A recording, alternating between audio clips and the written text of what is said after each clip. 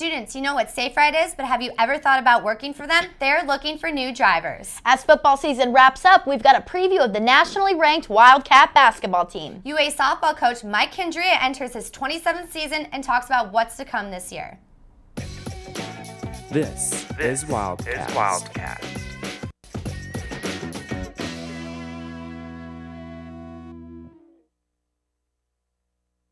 Good evening and welcome to our homecoming edition of Wildcast. I'm Lexi Suter. And I'm Marlena Hamilton. We're celebrating our UA spirit this week and welcoming back the alumni.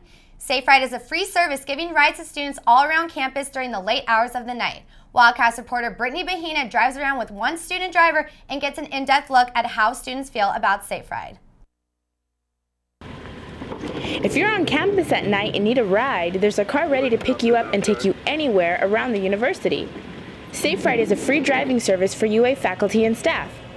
There's a lot of different reasons people use it. A lot of students use it to go to grocery stores. We transport students to 2 different grocery stores. There's also people that live off campus at various apartment complexes and they don't have vehicles. And also kids on campus just getting home from the library, you know, at 12:30 at night. It's past 10 p.m. and they are just getting started. According to the program's website, the staff receives over 500 calls per night. And Dennis says that on their busiest night, they pick up over 600 people. We just help each other out, basically. So this, like, my job is just to keep track of where everyone is and come up with routes in case we both miss them. Thanks for your pickup, Jan. And they need help. Safe Ride is looking for new drivers to fill the gap of last year's graduates. We're just looking for people that can work as part of the team. Drivers had positive things to say about working for Safe Ride. It's nice to be away from just, like, you can still be busy and still be hectic, but still have the time to, like, make your own decisions and kind of work on your own. And it's nice to be, like, an individual within a part of a team. So what's an average work shift like for a Safe Ride driver? I rode around with Kate to find out. First off, we stopped to gas up. At our first pickup, we drove David Bornstein to a Halloween party. Some things just aren't within walking distance and it's just easier to ride down there for free. The passengers all have different reasons for why they use the service. Safe Ride is much more faster than a bus and I enjoy taking Safe Rides. Because it's free and it's safe, so it's like a guaranteed ride to where you're going to go. It's the quickest, most efficient, safest way to get home. Anytime, any day, except for Saturdays. Kate says on Friday night, Safe Ride stops taking calls at 9. During the ride, Kate explained that it is part of their policy not to give rides to anyone that appears intoxicated. The reason that we don't take intoxicated people is because it's a liability. Pretty much all around, when you have intoxicated people in the car, it's harder for the drivers to focus. Dennis had these words for any interested students looking for a job. It's all our entry-level positions are all drivers for at least a semester, and you start out at minimum wage. Reporting from the Safe Ride office at the University of Arizona, for Wildcast, I'm Brittany Bahina. Safe Ride is now hiring. For more information on the application, go to saferide.asua.arizona.edu. Safe Ride is such a good service. I mean, I can't believe that it's free because they literally take you to like 4 different boundaries off the campus. You can go to grocery stores. Yeah, they take wherever. you everywhere. And it's not just for freshmen. Like, I've taken it. So, like, seniors. Oh, me too. Don't be embarrassed to take it. Like, I take it still. Yeah, so. no, it saves you a lot of money. It's a great service. Yeah. Really, really good. A team led by 2 UA researchers has invented breakthrough bomb detection technology right here on our campus. Wildcast reporter Charles Misra goes behind the scenes with Professors Bonner Denton and Roger Spurline to see exactly what they've created. A team of researchers led by UA professors Bonner Denton and Roger Spurline have made a technological breakthrough. Denton and Spurline are working on an advanced bomb detecting device. Dr. Spurline and myself have been developing explosive detection technology, initially for Sandia National Laboratories for a handheld device, and then we utilized information and new concepts that we gained through those investigations to develop an entire new generation of explosive detection technology. Our technology has the ability to detect a fraction of a gram from over 140 feet away. The device could be used in a number of areas, including monitoring for nuclear activity, environmental damage, and forensic testing. There's quite a variety of situations where you're interested in finding explosives. Military, certainly, battlefields, checkpoints, but you can also imagine subways, large buildings, any place where there's a place where you can have people parade by. This apparatus is part of the ion test chamber.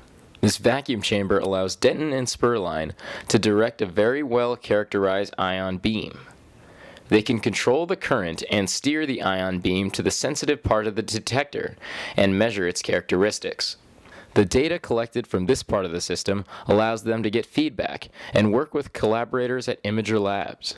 We hope to be performing field tests and demonstrations for the Department of Defense at the Yuma Proving Grounds in approximately 16 months from now.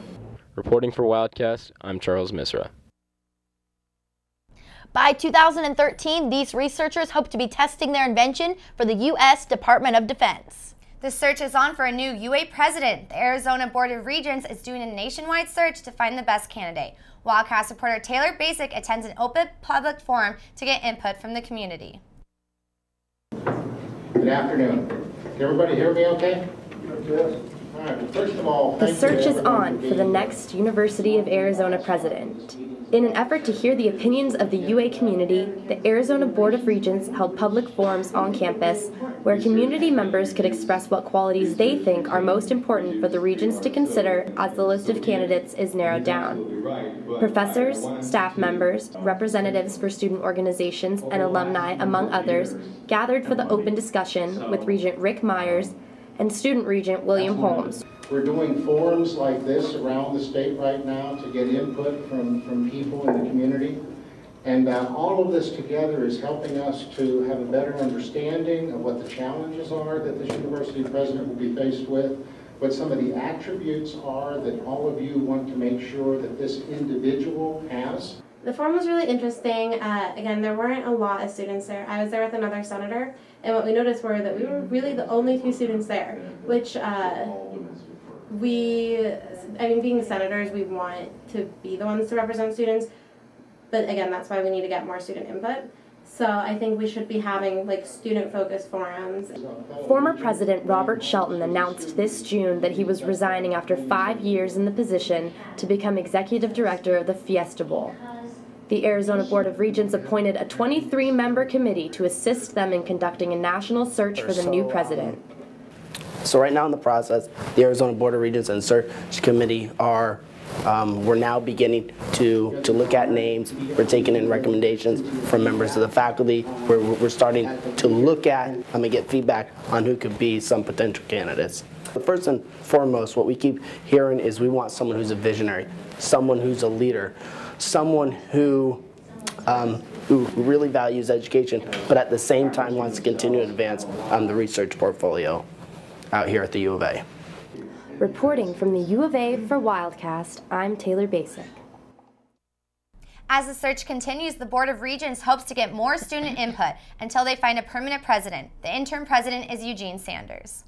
Getting student input is really important. I mean, the president makes a lot of decisions for the school, so hopefully more students will, really get involved and attend these meetings because you have a lot of opportunity to speak out about it. Exactly, and it's, students are we need to have a voice too. It's not just, exactly. Yep. So, coming up next, we've got everything about UA sports.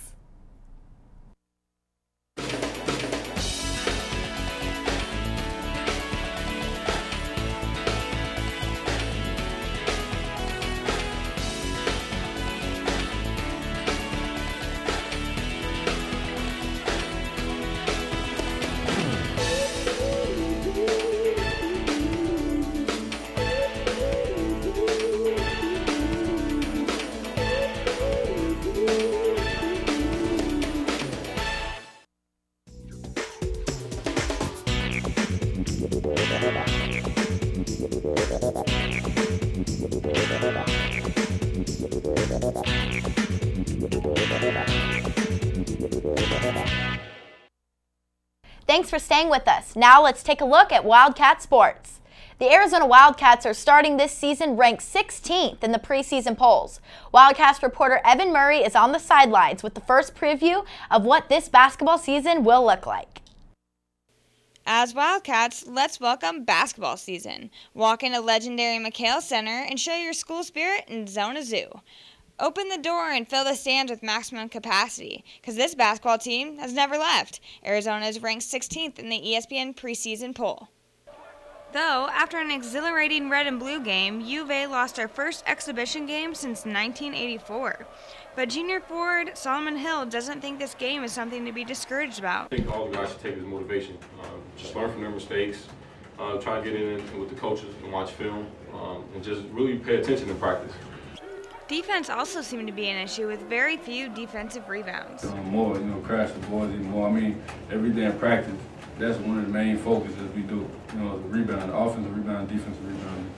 This team is extremely talented, but it's also a young team that will need more time to grow together. Trying to bring in 4 freshmen to a group that, although a lot of returners, they have new rules, bigger pressure. The rotation and sequence of the players won't be decided for a while. It takes games to figure out what players perform best in the role they are given. But let's get on for the ride. So bring on the jaw-dropping dunks, twisted layups, game-winning shots, long threes, but fellow students, don't bring your doubt. It's going to happen. A lot of people are going to establish. There's nothing new. I mean, as a team, all we can do is come together. So who's ready for the chance, the passion, and most of all, the game going on tonight against Humboldt State? The team is ready, so let's commit and bear down to this exciting season. So that we can use this to our advantage and get better. I'm Evan Murray, reporting from McHale Center with Wildcast. UA basketball team is very young this year with 4 new freshmen. The next home game is on Monday evening, November 7th, so get your Zona Zoo passes before they sell out. So it's halftime right now, and it sounds, or someone told me that Arizona's winning. So great, that's fine. Good. Yeah, I'm Since glad they lost their last game. I know. And we need to get Arizona Zoo passes because I haven't gone to mine and I haven't been to a game. So no, and this is the year to get them since we do have the best recruiting class. Exactly, so it's exciting. It's very exciting. Arizona softball has a great reputation for being one of the best teams in the nation, and this year is no different. The Cats are off to a great start. Wildcast reporter Jackie Kent talks to veteran coach Mike Candrea about the expectations he has for this team. Arizona Wildcat softball has always been a powerhouse as a Pac-10 Division I team and raised the bar for the upcoming season after an undefeated run in the Fall Classic Tournament at Rita Hillenbrand Memorial Stadium. This tournament on October 14th through 16th was the kickoff to preseason play. Friday night's game against the Phoenix Bears was the Wildcats' only challenge of the weekend. The rest of the tournament followed with mercies against New Mexico, Central Arizona, Cypress College, and Pima College. Head coach Mike Candrea has led the Wildcats to 8 national championships, the last being in 2007. As he enters his 25th season with the Cats, he has high expectations for his players. I think at this level you have to have kids that have a burning desire to compete and be successful, and so we're looking for very competitive kids that hate to lose, that like to win, and that work hard at the game. I think one thing we've learned about this game is that the kids that have a passion for the game tend to work hard. Pitchers Shelby Babcock and Kenzie Fowler stood out during the tournament. The Cats brought it close to the tournament with a 10-0 win against Pima. On the mound, Fowler faced 19 batters, struck out 9, and gave up 1 hit. With an undefeated 5-0 outcome for the Fall Classic Tournament, Coach Candrea has the girls continuing to work hard to get ready to face the Pac-10 in February. I think time will tell. This is the time of the year that we kind of, put emphasis on skill development and, some team stuff, but primarily it's working a lot with individuals. And the Pac-10 really doesn't allow you to grow. When you play a freshman in a real crucial position, it's very tough on them, and so I thought this year we really needed to secure our defense. With a successful start to fall ball, let's hope the Wildcats can keep it up for the 2012 season. Reporting from Hillenbrand Stadium for Wildcast, I'm Jacqueline Kent. The fall season wrapped up this past weekend and will start up again in February. Be sure to catch a game of this 8th-time championship winning team. It's so good to see them winning. I mean, you know, it's good to have a team that's consistent like that, and we can always watch. And especially like a women's team, you know, and it's yeah. like a nationwide, like they search nationwide, like even my high school, they get recruits from there, and tons of people from all over. Yeah, it's really great. It's awesome. That's awesome. Good for them. It's Red, Blue, and Bold homecoming this week, and here's some events that you cannot miss. Class of 1961 reunion is at the Arizona Historical Societal Museum, and it's going to be great. On Friday, we have the all-class luncheon at the Union. And Bear Down Friday on University Boulevard in a homecoming kickoff pep rally. And Saturday, you can't miss the homecoming parade. It starts at 12:30. And that's all we have for you tonight. You can watch us anytime online at uatv.arizona.edu. I'm Lexi Suter. And I'm Marlena Hamilton. Enjoy the homecoming festivities this week, and we will see you back here next week for another edition of Wildcast.